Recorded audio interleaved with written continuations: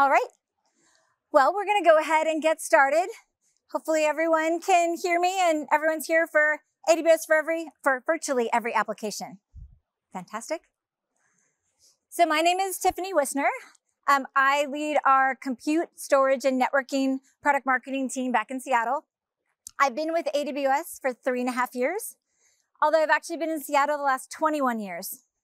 And one of the few Seattle natives still in Seattle, so I thought I'd bring a little bit of Seattle with me. A little bit, not quite as nice as today, but I will say I still have one foot firmly planted in San Francisco. My family lived here 20 years. We actually lived out in Dantonville when then it was hills, cows, was 20 minutes to get to a gas station. Probably a lot of people don't know what that looks like anymore, as now it's houses and buildings. And then I lived 4 years here in the city. So I lived down in Divisadero and Jefferson, ran the Beta Breakers, Bridge Ridge. And my other fun fact is that my cell phone is still 415 area code. So I'm excited to be back here. I know we're all excited to be back here. So this is actually the first summit, in-person summit for AWS other than reInvent Las Vegas. So US-based summit, I should say. And so we're really excited to be able to be here. And again, particularly me being back here in San Francisco. If we think about the last 2 years, gosh, the last time we were in person, again, was pre the pandemic. Just everything has changed for each one of us. Just how we learn, gosh, how we come to events. We attended virtual instead of in person, how we learned new topics, even how we caught up on our latest movies, a different experience of what we've done recently. And so that's just been how, our lives have changed. We've seen that same, similar changes into how people are adopting the cloud. Even before the pandemic, customers were moving workloads to the cloud to take advantage of the efficiencies, databases, websites, machine learning applications, big data workloads. But with the pandemic, that just further accelerated many customers thinking about how they can move more of their applications to the cloud. Certainly thinking of how they can support more remote workers, how they can process more transactions online, how they can scale their business quickly when they needed to as part of COVID and needing to support more customers in new ways. And certainly many were thinking about the new type of applications that were driven through the creativity of how do we reach customers during that time. And so certainly that was something AWS thought about. How do we scale and help support all of our customers? Like, how do we support all of the new needs from our customers across this time? And we did. AWS was scaling to the needs of our customers, helping them move online quickly, and thinking about how do we support all the applications. Because truly, that's part of our mission, is how is AWS to be the best for all of your applications? Meaning the applications you're running today, or the ones you're still building or imagining for the next, new business need comes up. And so today, we're going to talk about that. How AWS has been innovating to support the needs of what customers say for their different applications. So when we say virtually applications, every application, what does that mean? That means first, both our enterprise apps, the apps that you've been managing today that have been living on premises today. How many people have those? All right, this is a bit of a test to make sure everyone is with me as well. So, fantastic.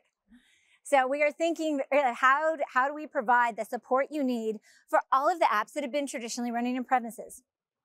That's SAP, Oracle, IBM, other types of, might be industry-specific applications. And then we're also thinking about the cloud-native apps and the new technology you're using to build those apps. One of the industry analysts said that by 2025, nearly 85% of large enterprises were going to be using container management as part of their application development. And nearly 50% were going to be using serverless technologies by 2025.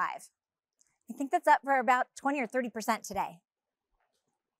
And so it's about how do we support all those modern applications and the new ways you want to build them, because the way you are building them is changing. So that's really thinking about your full application portfolio. And so what we're going to talk about today is ways that we're innovating to help support all those different types of applications. And these are innovations based on what we've heard from our customers of what you need to support those type of applications. And so I will say this is going to be a bit of a whirlwind today. As the first day of the summit, we're going to cover a lot of ground. So across compute, across serverless and our storage, and hybrid and edge technologies.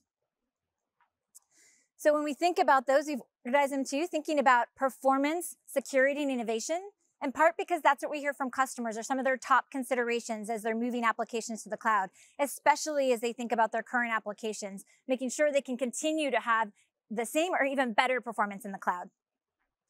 Talk about most capabilities for applications, because certainly when you have those applications, you want the ability to have, most capabilities enables you to build any application that you need, and that you have all those technologies and resources to build with, as well as some solutions that help you get faster on your way. And the need of one of the things we think about is how we're taking the resources. People want the benefits of the cloud. They want a fully managed experience. But for some of those applications, they need it closer to where the application is. So we're looking at how we really push the boundaries of what we deliver in the cloud out to the edge and on premises to help support those applications too. All right. So we're going to start with performance and security. Again, we start with what's most top of mind for our customers. Now, as we think about performance for AWS infrastructure, the foundational building block of that is with our Nitro system. So how many people are familiar with our Nitro system? Oh, that's great. Kind of a mix. So for, in the early days of EC2, as we were optimizing our infrastructure, and especially our virtualized platform for the cloud, we continued to optimize to provide better price performance. But there came a time that said, hey, we really think that we can give a step change in terms of price performance, that really to push the boundary further, we need to kind of rethink how we were doing virtualization in the cloud. And that became the spark of the Nitro system. The idea that traditionally hypervisors, they're both protecting the hardware, protecting the BIOS, they're managing compute, networking, and storage, as well as providing management capabilities. And could we do something different to help provide more performance from our system? So in that case, over a 5-year period, what we were doing was we were breaking the parts of the virtualization layer and breaking it into building blocks, which then we offloaded to dedicated hardware and software. And what that meant is the full resources of the system could be provided for the server out to our customers. And so that enabled us to give more performance fundamentally to the infrastructure. And then you see our compute and other services built on top of that foundation. So the benefits of the Nitro system. One of the things is we talked about giving better performance to the application because we're giving more resources of the server.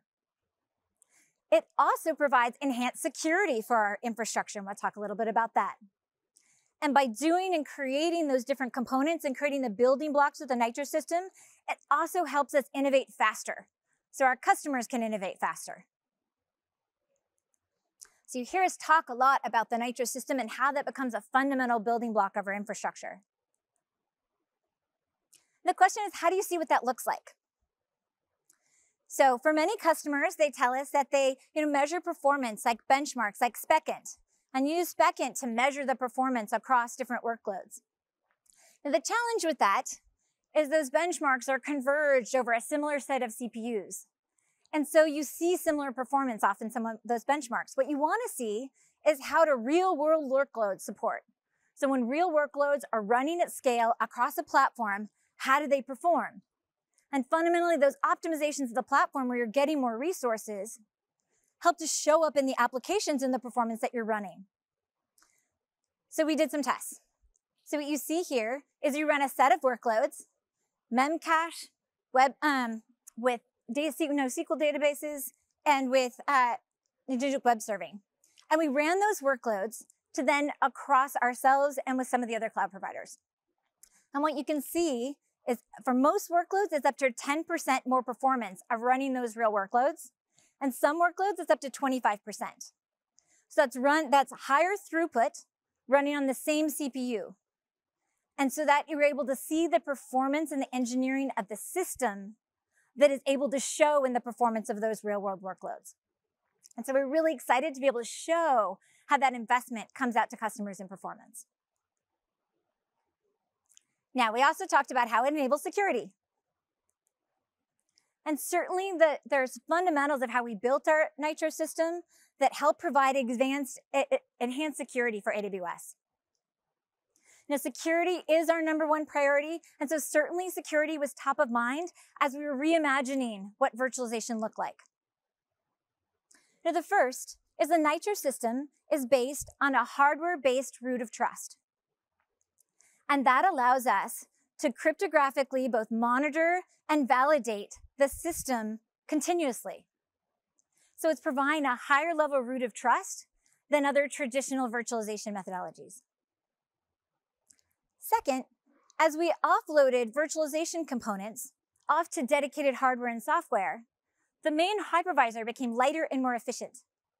And so that means that hypervisor running the server also has less surface area. So less surface area and so minimizing vulnerabilities by just less surface area. And then the third was the way the Nitro system's designed is there is no operator or root access. Even Amazon employees don't have access as part of the cloud provider. And so those ways provide enhanced security with the Nitro system. Now, beyond just the core security, customers are certainly thinking about how do we continue to meet their needs for compliance and regulatory requirements. And that's certainly top of mind as those continue to evolve. You know, customers continue to, or as what we see as regulators continue to have new regulations and new ways for data, or new requirements for data protection. So customers are already using EC2 today for highly sensitive data for financial records, healthcare records, personal information. But then there's additional things we've invested in with our partners and additional capabilities as customers want to further their data protection. So as we'll talk about, we've invested in our own processors and chips. And our processor, AWS Graviton, actually has memory encryption by default. We also work and support the memory encryption both with our partners with Intel and AMD. We also have an offering called Nitro Enclaves, which allows you to create isolated computing environments where you can process highly sensitive information. They're called enclaves. And so that where you have the information completely enclosed for the processing and can build that as part of your application. And then upcoming, there's something called Nitro Tpm, which helps those who are looking to build, either have operational system capabilities or applications that need to use trusted platform modules. That's coming later this year. And so we're excited to have the advanced protection that sits already on top of the enhanced protection of the Nitro system. But again, all that's possible because of the foundation of Nitro. And lastly, we think about innovation. So one of the things about creating the building blocks of Nitro is that we can actually compose those in different ways. So today we have over 500 EC2 instances. So what that's allowed us to do, and you can actually see the rapid, since the Nitro system was in 2017, you've seen the pace of us being able to release new instances just accelerate. And that's because with those building blocks, it makes it easier and faster to adopt new technologies as well as get new instances out faster. And for that, for you as customers, it means for my application, I can better tune the compute that I need for my workload, for the performance I need, whether or not that's compute performance, networking performance, memory performance. You've got those different building blocks to pick the one that's the best fit for your application.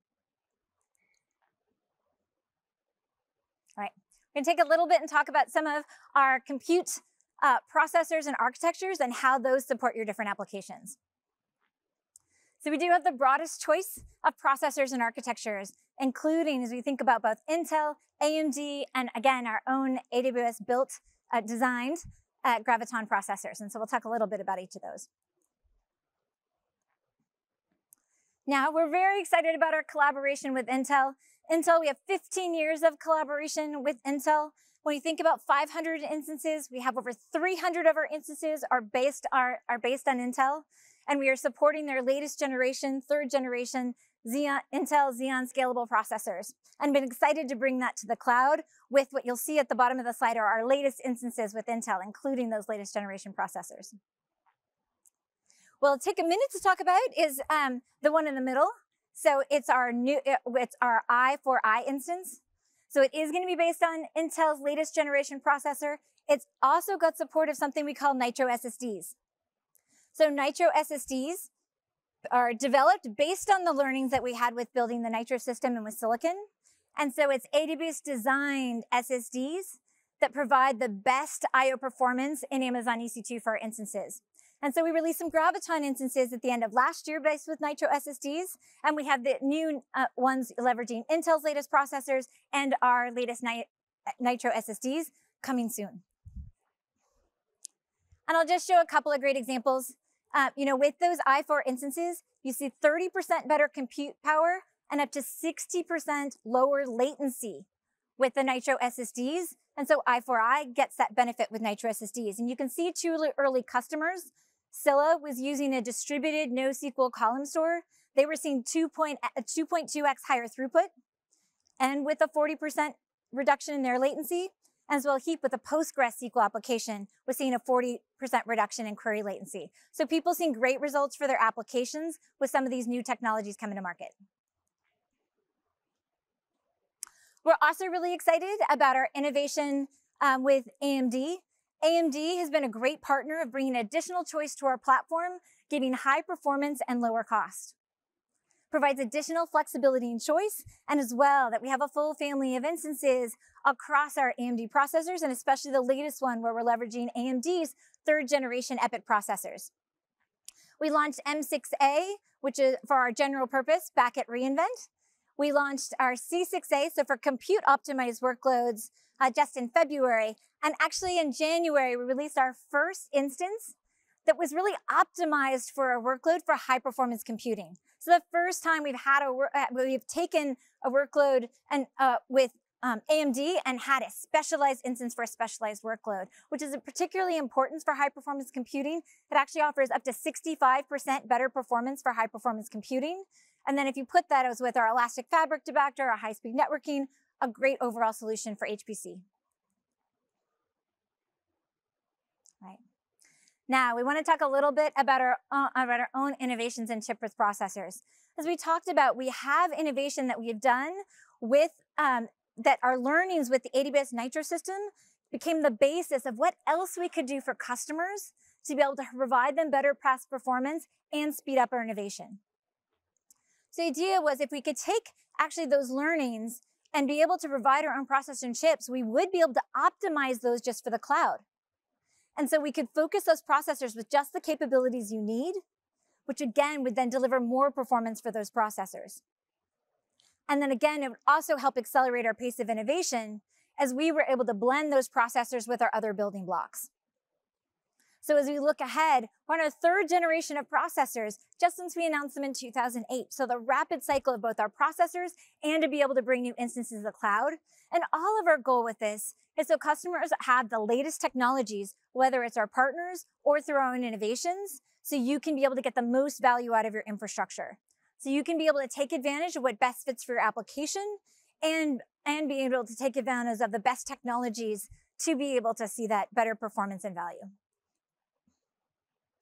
So Annapurna Labs, so when we talk about our silicon innovation, it starts back with Annapurna Labs. It's a company we became familiar with back with 2013. We acquired them back in 2014, and really that's been the genesis of our start of building of custom silicon.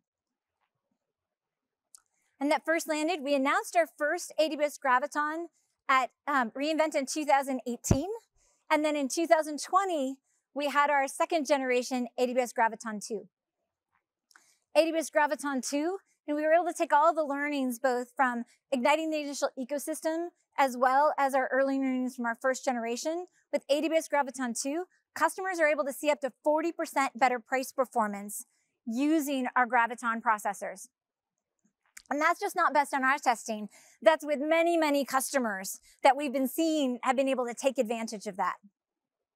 One of the things we did last year is we actually challenged customers, like take an engineer, take an application, and just get started with Graviton, and gave them a 4-day plan to get started. And so that's been a great way to help customers get started and seamlessly move on to Graviton. And one of the things that they've been able to take advantage of is this full suite of families. We now have 12 Graviton instances, being able to start a wide range of workloads. So that you can really have the flexibility of, as you've gotten to learn Graviton, to use it across a set of applications. And as well, part of the reason we released our 1st generation Graviton was to really get the ecosystem started. we knew the importance of having our own processors was to have the ecosystem and solutions that people would need to build their applications using those processors. And so you can see all the major Linux operating systems support for Graviton today, as well as container management tools, as well as many Adibus services. So as you're building those applications with Graviton, you can take advantage of other services in AWS for the full capabilities of your application. That also meant having partner solutions. So last year at reInvent, we announced our Graviton Service Ready program, and we have 25 partner solutions that are available for customers across areas such as CI/CD workloads for people to be able to take advantage of that already exist on the Graviton 2 platform. So we're really excited to have even more solutions coming on board. And again, those are things customers can just take advantage of as a way to get started with Graviton and be able to for your solutions and applications. And then as well, one of the things that maybe sometimes people always think of is we've actually been using Graviton with our own AWS services. So it's not just the price performance you see with EC2 and using Graviton in EC2, but it's all the other services actually at AWS that have adopted Graviton where you can also get better price performance. So with RDS, it's up to 50% better price performance if you're using Graviton instances as a part of Amazon RDS. That's our managed relational database services.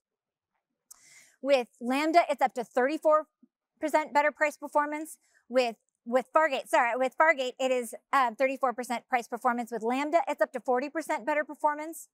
And that's as well across these services of seeing better price performance through Graviton, giving you more options of how you can adopt it and take advantage of it across your applications and solutions. As we talked about, migration, actually that's one of the things that customers just like, how easy is it to adopt? That's why we developed the 4-day plan. That's why we've been asking customers to just get started and tell us about your applications. And wow, we saw thousands of customers last year taking the Graviton challenge and being able to tell us about their applications that they were bringing on board with Graviton. DirecTV here is a great example of a customer. They've actually been using DirecTV with their stream application. They look to adopt Graviton as part of their microservices. They were able to see with Graviton 25% lower operating costs. And this is, they were actually able to get up their CI/CD workload within 4 weeks. And now, based on those operational costs, they're looking to move over 700 of their microservices to Graviton. So a great customer who wanted to get started with their first microservices, got it up and running, saw the cost, and now is expanding their use of it across their services to take further advantage of the capabilities. And so there's lots of great stories like this. Also, as you think about large applications, one of the things we were excited to announce at reInvent is you actually look at other large applications that are betting on Graviton. SAP HANA Cloud, SAP announced that SAP HANA Cloud will be adopting Graviton as part of their platform to be able to help benefit from those cost advantages of Graviton in the cloud. So again, a great example of a large customer application betting on use for Graviton to be able to take advantage of that better price performance. And so stay tuned for more on that soon. Now, that was all about Graviton 2. But as I said, we've just invested in our 3rd generation. So at last December at reInvent, we announced Graviton 3. So Graviton 3, our 3rd generation in that short period of time, again, showing the rapid pace of innovation. And we have a preview of our first instance powered by Graviton 3, our C7G instances. So our compute optimized instances, the latest generation for compute intensive workloads on the newest generation of Graviton. And so the great thing about here is 25% better performance with Graviton 3 over Graviton 2. So when people are really thinking about greater performance, the ability with just the short turnaround from Graviton 2, 25% better performance. And so customers are really excited to start on Graviton 3 and excited to get in the preview. And so stay tuned for more. I will say the other thing we did take an advantage here as well is thinking about energy efficiency. Lots of customers are talking about their sustainability goals or their energy efficiency. So with Graviton 3, it consumes 60% less power than Graviton 2. So certainly a great story for our customers that are thinking about energy efficiency as well as faster performance. All right. So it was all thinking about performance, both thinking about performance and security and innovation. And so you saw how Nitrous system became the foundation and all the innovations we've been able to do with partners and our own processors and chips because of that, creating more price and security for your applications. We also want to talk about most capabilities. Because again, when you're looking to build an application, you want to make sure that the cloud has all the capabilities that you need. So we'll talk about our different options of compute, as well as storage, as well as some of our emerging technologies. With that 500 instances that we talked about beforehand, we talked about the number and the velocity, but it does give you, again, a enormity of choice, so you can really tailor the compute you're selecting to the needs of your application. And we're really excited to be able to offer that choice of customers, and customers have been excited to be able to take advantage of those all the different offerings. Now, when we talked about processors before, we talked about Intel, AMD, and our own processors, but we didn't talk about one. And so when we think about capabilities, one of the things is people bringing macOS workloads to the cloud. And so one of the things we announced 2 years ago is that we were bringing EC2 Mac instances to the cloud. And so that allows people to be able to bring macOS workloads, so you can build, test, and sign your macOS workloads in the cloud. It's a huge type of applications that people weren't able to have in a major cloud before and on demand. Now, what we just announced recently at reInvent is that we're also bringing the second generation on the M1 Mac processor. So that will provide up to 40% faster build times with the EC2 M1 Mac instances. And so we're really excited to bring those out soon. So just again, more ways that we're enabling people to access all of the Adibus services for a new type of class of applications. Now, as we've taught, we also see more demanding applications. What we see is a demand for accelerators, through the demand for machine learning. And so we also have the broadest choice of accelerators to help you build those machine learning into all of your applications. So we have FPGAs with Xilinx. We have the latest A100 and T4 Tensor Core GPUs with NVIDIA. We have new instances with Habana Gaudi processors based with Intel. And as well, we've innovated in our own silicon for machine learning, both with our Adibus Inferentia and Adibus Trainium. Adibus Inferentia are our machine learning chips that provide the lowest cost of inference in the cloud, up to 70% lower cost of inference. And our Adibus Trainium, which we had a preview at reInvent, that will offer the best price performance in the cloud for machine learning training. And so both of those, knowing as people are building in more machine learning into their applications, they're looking to bring that to more areas of their organization, how it can help to bring lower costs to those workloads, both for training and inference. And here was just an example of a customer, Anthropic. So Anthropic builds both they're both AI safety and research systems. And so they've been working with us on Adibus Trainium. So as part of their work, they ramp up large deep learning models where they need lots of accelerators. And they were really looking how they could bring down the cost of doing machine learning training as part of their process. And so they've been partners with Trainium, and they're really excited about using Trainium for Trainium and through our TRN1 instances, which will really help them bring down the cost for machine learning training. All right, now we talked a lot about the flexibility that you get with EC2. Now with Amazon EC2, one of the things that you've got full control over how you choose your compute. We talked about you have the flexibility to choose your instances. You have the most control and turn the dials of managing your applications. But as we talked about at the beginning, as more people are building more modern applications, they're also looking for more abstractions so they can focus more of their time on building the application and less time on the managing and infrastructure and operational overhead for those applications. And so we have multiple compute options. So you can use EC2, we've talked about all the great ways. You can also, what we see is for people that are building container-based applications, the option to use Amazon Elastic Container Services, as well as Elastic Kubernetes Services. And so be able to use those offerings to be able for your container management services. And many customers, though, even wanting a higher level of abstraction, of being able to use our serverless capabilities through both AWS Fargate or AWS Lambda. Again, a great way if you're really trying to work on less operational overhead and being able to have the most flexibility in terms of being able to really have the unit of compute that you need and pay for the compute you're using, our serverless are a great option. And here's actually a great example of a customer and the flexibility of how they've been using compute, how they've been using our serverless offerings during the pandemic. So with Coca-Cola, I don't know if everyone's seen, Coca-Cola's now ramped out their freestyle vending machines where you go up, you can pick your cola. Is that the name? Okay, I see nods. And so, you know, so they've been rolling out these additional new freestyle dispense machines. Well, during COVID, they were looking for a way, how could people have a touchless experience with those machines? Not as many people wanted to go up and be able to select on a common vending machine.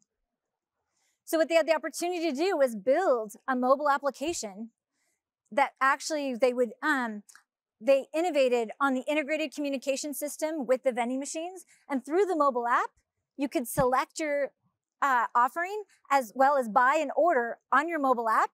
So it was a touchless experience for you to go just be able to take your drink. They used Lambda, they were able to build that application, and they had it up and running in 100 days. In 100 days, they were able to roll it out to the first 10,000 vending machines. And now they have it up to 30,000 vending machines.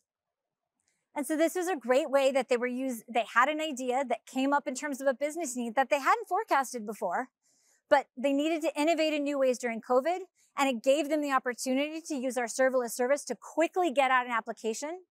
And so we say part of our mission is really making it faster, easier, and more cost-effective to build application. It's a great example of how they were able to do that using Lambda and our compute options. All right. Now, as we've also talked about our compute options and we're giving you flexibility, the other thing we do here with customers especially is like, hey, how can I think about tuning both my performance and my cost? And what flexibility do you provide across your different compute options? So we wanted to talk about that as well, just because for different applications, how can we help you think about different ways to be able to find the right instance and as well to lower your costs over time. So one of the things we look about flexibility, we've already talked about the flexibility in instance selection and the flexibility on the options that you have for compute. We also have flexibility in how you can purchase those options. So you can actually be able to get larger discounts depending on the nature of your application. We'll talk about those. We also provide greater agility so you can ramp up the compute you need and scale to the needs so you can really just ramp up the compute that you need for your application at the time you need it. And we think about how can we give you recommendations. Now, often we hear from customers, gosh, 500 instances, how do I know which one? And part of the question is, as you select an instance, we'll help you make better recommendations over time. So by looking at the performance of your application, we can provide more intelligent recommendations that help you optimize your application. And just some quick ways that we're able to do that. So of course, we have on-demand instances that are most flexible because you can ramp them up and down per your needs.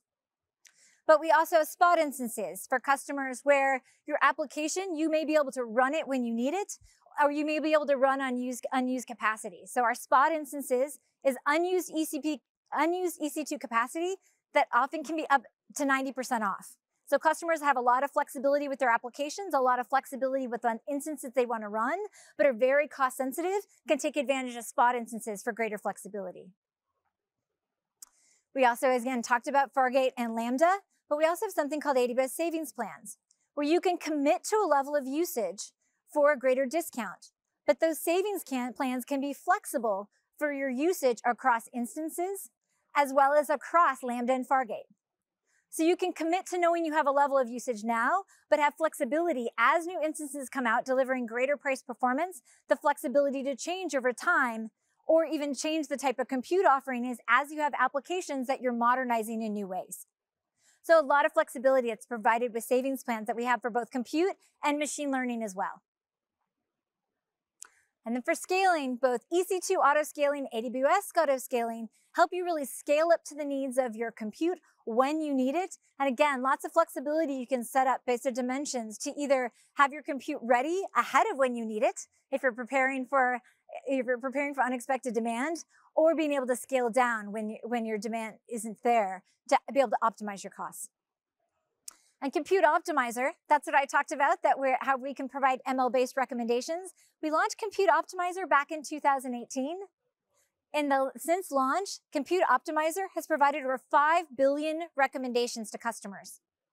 So it looks at the performance diagnostic of your instance, and it can recommend different recommendations, whether or not that's a different size. Hey, you might be able to use a smaller size because you've over-precisioned what you're using, or it might recommend a different instance type. So great ways we'll be able to use our learnings from running our own system at scale to be able to help customers. And today, Compute Optimizer helps optimize 80% of EC2 usages. So we have lots of customers that are taking advantage of this to help be able to optimize them over time. All right, we talked a lot about compute. We also, as we think about your application, of course, how you store your data becomes very fundamental to that application. So just as for compute for every application, we have a range of storage options to be able to support your application needs. For object storage, and I will say Amazon S3. So Amazon S3 was the first service launched at AWS. We just actually celebrated the 16th anniversary of AWS, or S3.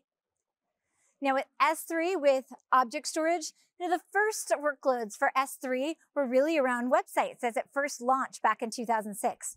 But we have a wide range of workloads across industries, all using S3 for their object store and getting 11.9's durability from S3. And of course, there's Glacier, which is now a part of S3. So you can think about both of the data that you need immediately, as well as your archive data. We'll talk that more in a minute. And then certainly as you think about your application for block store, EBS, Elastic Block Store, is one of our core block storage services to be able to provide high performance for your application. And EC2 and EBS work closely together to be able to provide the EBS, to be able to performance for your application needs. EBS has a range of volumes, so you can select volumes that best meet your needs. And there's actually IO2 Block Express is an EBS volume that provides the highest storage performance for your EC2 instances with one of our EC2 instance types for your most demanding mission critical applications. So the close innovation to be able to bring the storage performance you need for applications with EBS.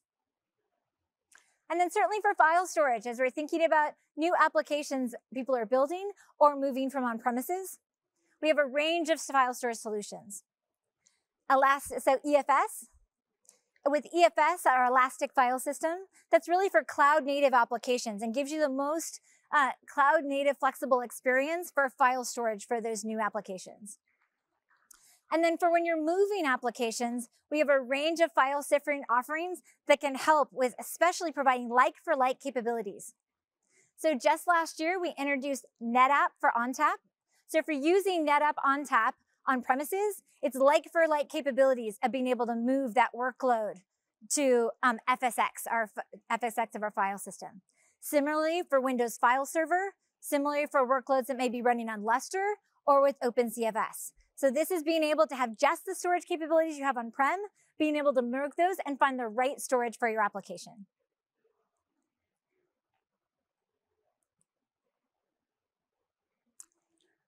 Now this slide, I will say, I don't expect anyone to be able to see all the details on this slide. But what it should give you is a picture of this is just S3. And so similarly for EC2, where we have a range of instances to be able to build your application, S3 offers a range of storage classes. So you can optimize your cost for storage data based on how long you are storing that data and how frequently you need to access that data. So your colder data, you can reduce your storage costs, but you can also have, your hottest data be able to be available for your applications. Now, intelligent tiering, all the way to the left. Intelligent tiering is we really think of kind of the new default for S3.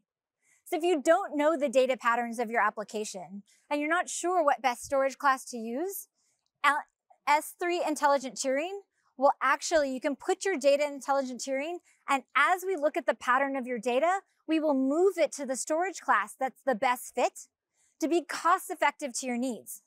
So if you're not accessing that data, we'll move it to a storage class, which you're paying less for the cold storage costs, and because you're not accessing that data on a regular basis. Now, if you do know the pattern of your data, of course you can choose any of the storage classes to best fit the needs of that application. And then we actually both introduced to intelligent tiering and into S3 Glacier a new storage class. With Glacier, it's called Glacier Instant Retrieval. So that was making it more cost effective to solve your archive data, but having instantaneous access. So what we see is just more people wanting to be able to use their archive data for analytics and have the benefits of the low cost of archive, but still be able to get it when you need it. Great example is something like photos. You know, you might keep all of your, and as a personal example that you can relate to, you can keep all of your old photos, but you don't access that all the time. But at Christmas, when you want to look at last year's or the last 5 years of Christmas photos, you don't want to take hours or days to find those photos. So it's those type of scenarios where it's data that you want to keep, you want to have access to when you need it and be able to access it quickly, but you know that most of the time you're not going to be accessing it. And so that's a capability in both S3 as well as intelligent tiering to be able to support that type of scenario. And so customers have been really excited about that and having just more options for how they store both their hot and their archive data. All right. So here's an example of a customer that's just thinking about using our different storage types as they're moving applications. So we often know that someone might be moving an application that as they start the cloud, they move one application. They might choose one storage service. Then they might think about the next application that they're going to run, and so on. So here's an example for eHealth. Now, eHealth is in Australia and certainly for digital healthcare services. And so what they did is the first app they were moving was on Netapp Ontap on their on-premises. And so they moved 1.3 petabytes of data with that first application and took advantage of FSx for Ontap. Based on their experience and as they were learning the cloud, they went to move their next app, which was their clinical administration application and patient administration. For that scenario, it was based on Windows File Server. So they moved it using FSx for Windows.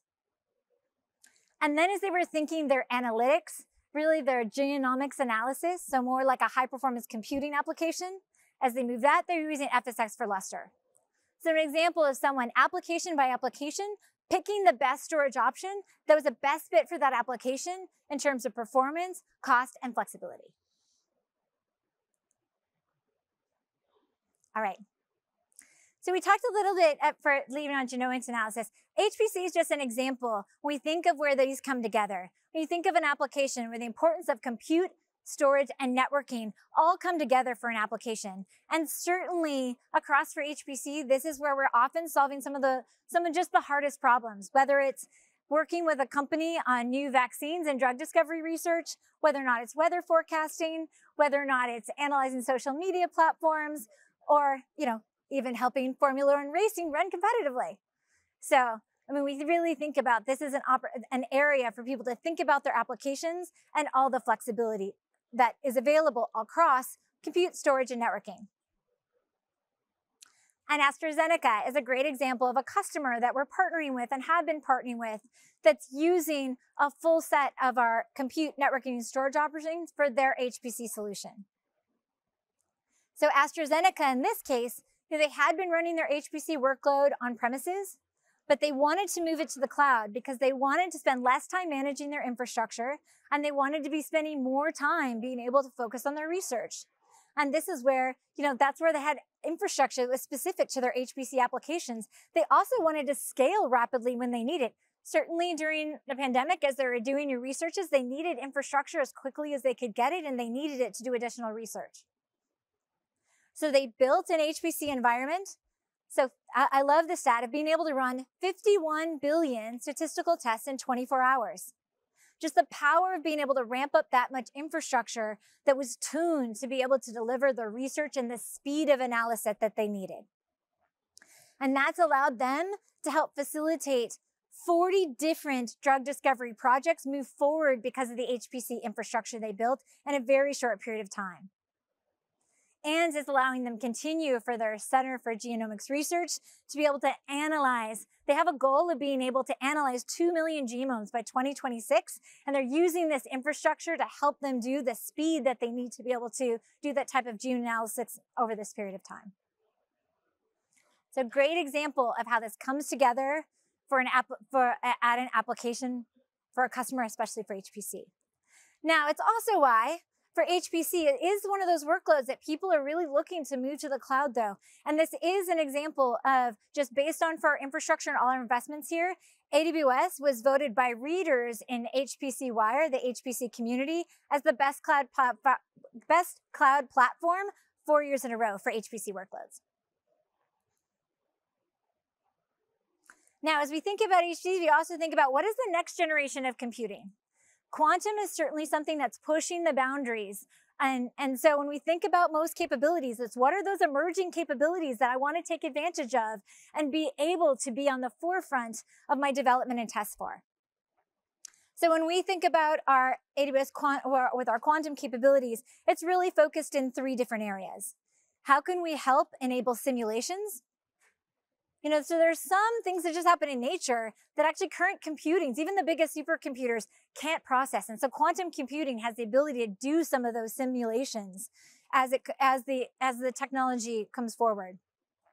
For machine learning, also be able to power high processing models as we continue to see models getting more complex and the needs for machine learning grow. And continued optimization of being able to find the results and being able to determine which of variables of difference analysis to optimize analysis. That's where quantum computing can also really help with the power of that. And that's across different industries, many industry solutions that are really looking in at how they can leverage the power of quantum. And AWS really on the front in terms of how we're being able to have offerings for quantum. Amazon Bracket is our area where you can help to develop and test your quantum capabilities. It's a fully managed service for quantum computing. We actually have a quantum solutions lab, which are quantum computing experts that you can take advantage of that are interested in helping consulting with you on how you're looking at using quantum for your applications. And then our own AWS Center for Quantum Computing, where this is a partnership with Caltech, where we're looking to push forward our own usage of quantum computing. And how are we going to be able to bring new capabilities and solutions to customers using quantum? So really that thinks about like, how are we on the edge of the next generation of computing? All right. So those are all of our end-to-end as we're thinking about the breadth of capabilities. Now, hopefully here at the summit, you'll be able to hear about all of our data and machine learning analytics capabilities as well to build in a part of your applications for those for your database and analytic applications. The last part what we wanted to end with is how we're thinking about those new class of applications. We started with, how are people thinking about those low latency applications? And what we've learned is people are thinking differently about where their applications need to live. Customers want to move as many of their applications to the cloud to take advantage of the efficiencies of the cloud. But they can't always do that because of the nature of the application. Either again, it needs no latency, so the processing needs to be close to the application. It may be there's data residency or local regulations that require for the application to be located on premises or in a specific location. And so we want to be able to help, or maybe with local data processing, again, with IoT applications where you're pulling large amount of data and you want to do some data processing at site before you might move that data into the cloud.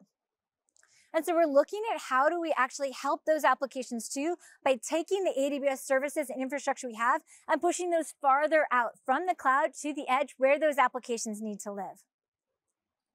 And part of what we hear from customers is as you think, we want to be able to use the same AWS services and infrastructure. What customers say is like, yes, I need my applications to be multiple places, but I want to have that same AWS managed experience.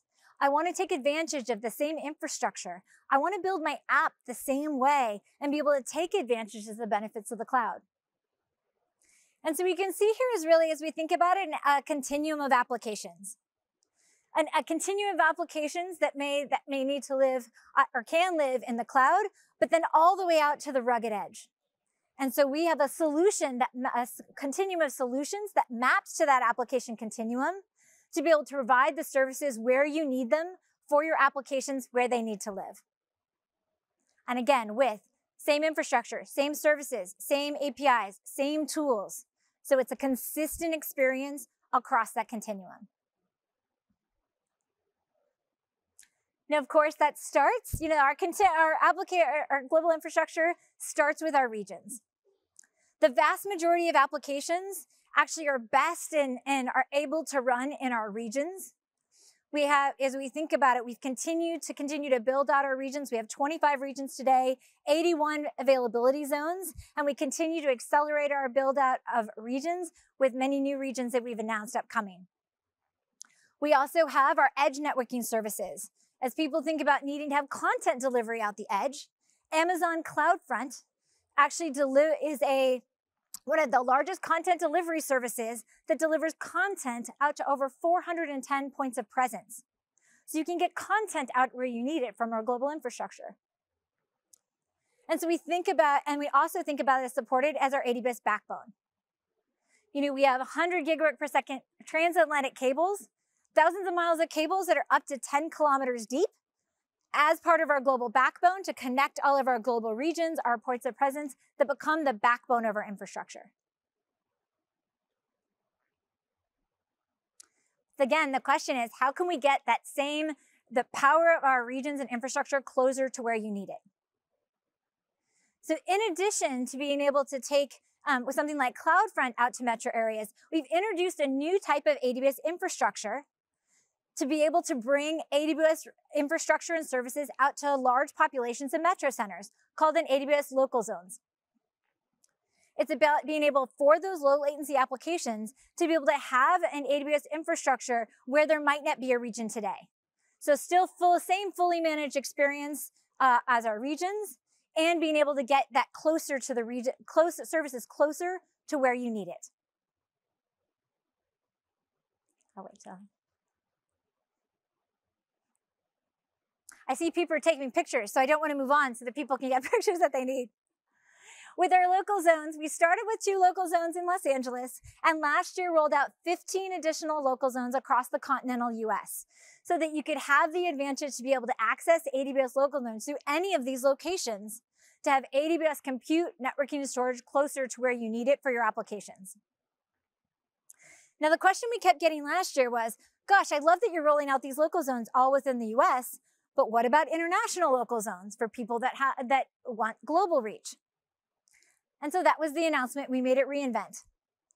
We announced that we are going to be launching 32 international local zones across 26 countries. So these local zones give us additional opportunities to reach beyond our regions and people be able to access those for the low latency that they need. So people have been really excited to take advantage of these local zones, and especially with the international reach. Now, the question is, how can I get in closer? How can I get AWS infrastructure and services to my on-premises facilities or my third-party facilities? So AWS Outpost is a solution we've developed for that. It is AWS infrastructure and services that you can actually have at your on-premises or on-premises facilities. And now we have an Outpost family of offerings to be able to fit different sizes of space and locations and application needs. So this is same AWS services and infrastructure. It's a subset of services that will run on the Outpost, but you can connect to a broader set of services in the region. And it becomes, you actually able to see it in your AWS console. You manage and you pursue it just like any of your AWS infrastructure. And so what we do have is our AWS Outpost rack was what we announced initially. It's a 42-year rack that can go into your data center or on-premises facilities.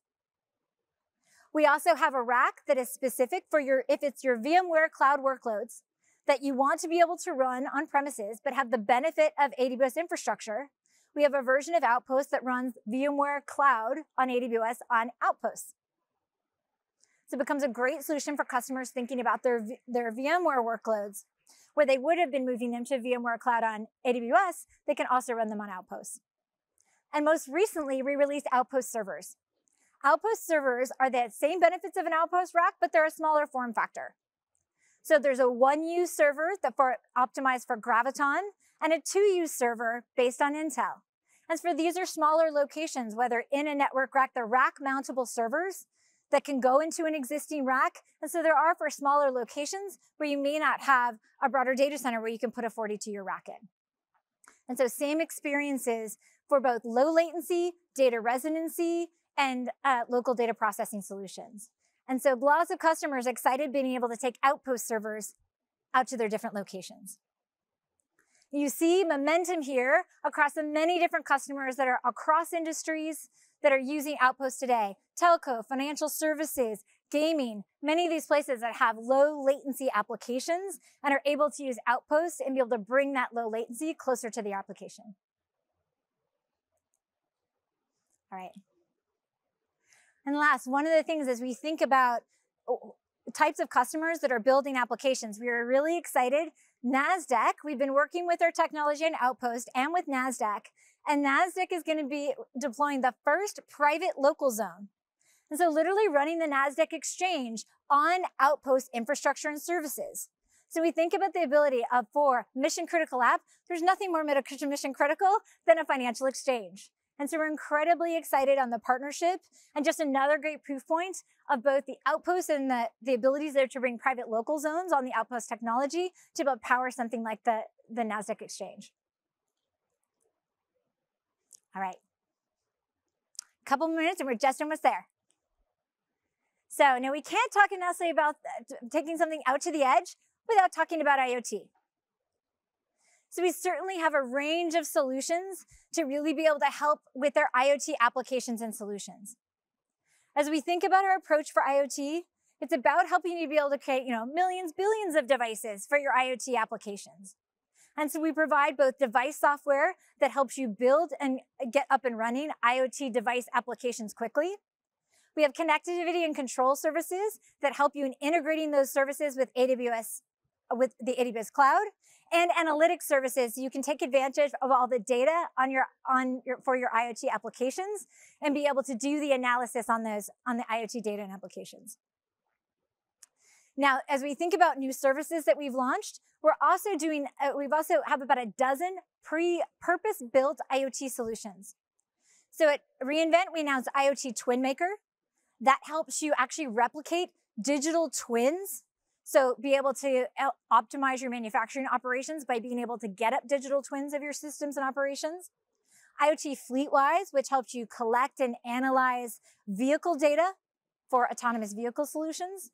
And Iot RoboRunner, which helps you build applications to run with robots, make that work seamlessly and faster to build those type of applications. So those are the type of purpose-built applications. So either using our IoT services separately or purpose-built solutions to help accelerate to be able to be IoT applications.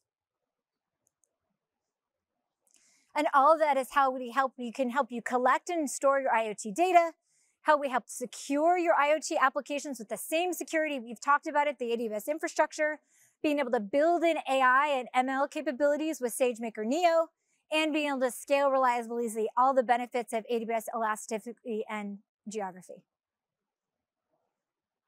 So again, the full range of solutions from our regions out to the edge of how we're helping to support those applications where you need them, whether or not they be for those enterprise applications, cloud native applications, or for IoT. So that wraps us up as we think about, all of these are the services from we've heard from you about delivering performance, security, the most set of capabilities, and the ability to support your applications wherever they may need, as we help support your full portfolio of applications. Now, the thing we're excited about, I will say, this is just a great testament to our platform. Gartner, the Cloud Information and Platform Services MQ is the longest running Cloud Magic Quadrant in AWS as the leader for the 11th straight year in a row. Again, just another example of how we're supporting all the applications in your portfolio. Now, I know it's right on the dot for 1 o'clock. I appreciate you guys staying through your lunch hour. I hope you are now able to be able to get lunch. and as well be able to enjoy all the services of Summit. You'll hear more about this at the keynote tomorrow and certainly other applications. And please take advantage of all the learning opportunities. I know we're all excited to be here and help you learn more about AWS. So please let us know if you have any other questions or any help you need.